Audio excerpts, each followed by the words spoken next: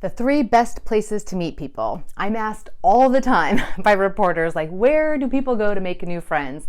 And it doesn't help for me to just name like the gym if you don't go to the gym, or like join a class if you don't want to do a class. And so really, here's the 3 categories that you can brainstorm, because you need to find the places and make sure that you're hanging out in the places where you have the highest likelihood of making friends.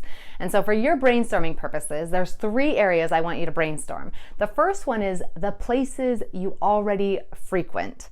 So that should be somewhat obvious, but job, your kid's school, if you're attending a religious organization or institution, if you do go to classes, if you're on the board of something, you get the idea. So you just want to kind of think about where are the places, even a coffee shop, a co-working space.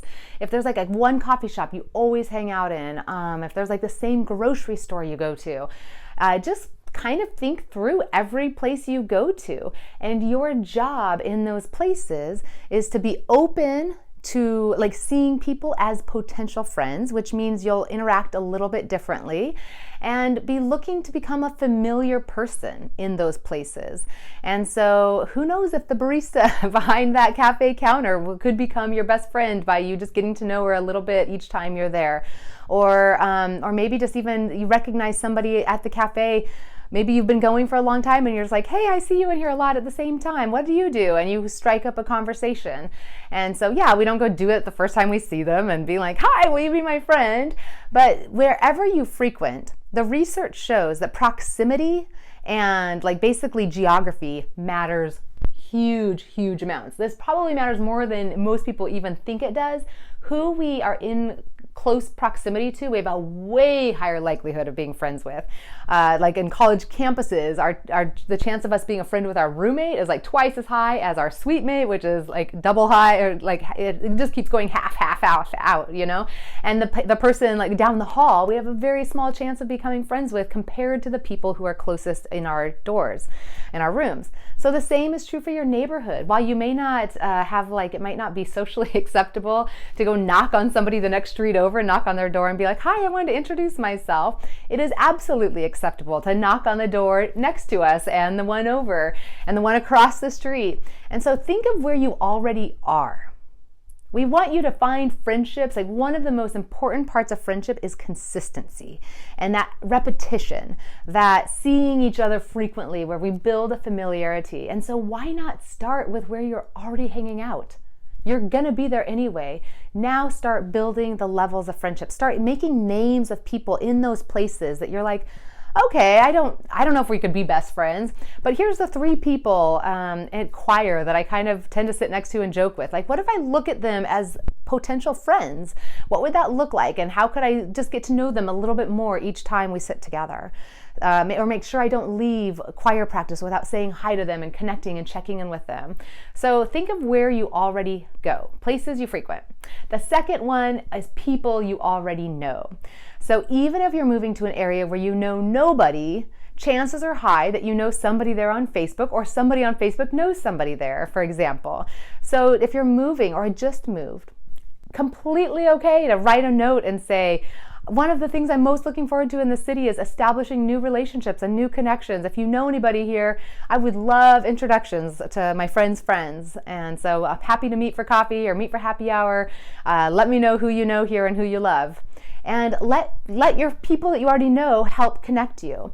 If you've been somewhere for a while, I mean, think about everybody else on your list, people you know. You might think of like that one coworker who she may not be your favorite person, but she might be the kind of person who knows a lot of people. And so to be able to say to her, you know, you do such a great job always throwing parties and networking events. If there's ever one where you think that it would be appropriate for me to be there, I'm trying to build up my network, and I would love to meet some of the people from your network. That's an honor. That's an affirmation. If somebody said that to me, I'd be like, yes, absolutely. I would definitely keep you in mind. And so reach out to the people who are connectors, who are the people who you feel like know people or are a little bit more established. And you're not putting pressure on them to say, can I be your friend and just be a part of your friend group? But you're saying, I'm here to meet new people. If there's people you meet, if there's any events you're attending that you think would be great, let me know. I'd be happy. I need to get out more. Think of even just the people you know from that you may not even see that often, or that you might see frequently, but like they all know people. So part of it is just looking at what invitations come in. And instead of asking, do I have the energy, or does that sound fun, or do I like that person, start seeing those as introductions to other people. And so now the question is, I want to meet people, so I need to say yes to the people who are inviting me to do things, so that I can meet people in their book club, so that I can meet people in their small group, so I can meet people at their party. And so going to the things that the people you already know, even if you just know them a little bit or don't even know them in a way you like them, that doesn't mean that they can't be fabulous connectors for you. So start seeing those people as introducers for you. So places you frequent, people you already know, and third, the profession you currently have, or used to have, but currently have is probably the easier one. But think through how could you use your profession more to start building up your friendships.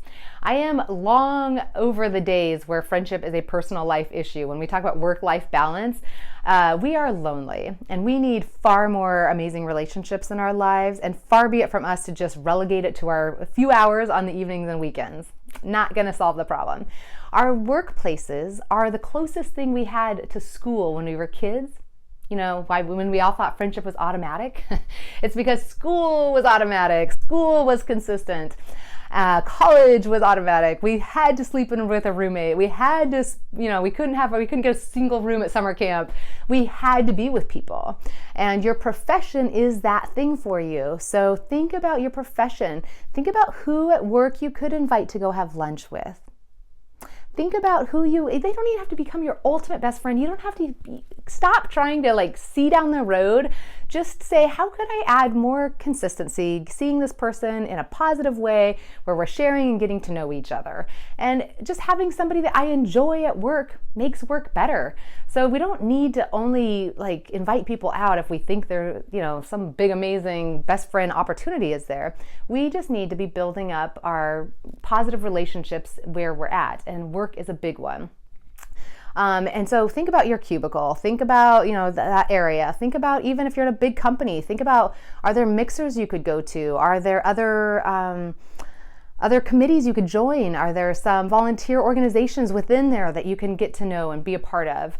Are there conventions? Are there conferences? Are there networking events in the evenings through another organization that people could go, you have a role and that opens doors for you to go to certain conventions and certain mixers. And so use that profession. Even clients can be friends. There's no rule.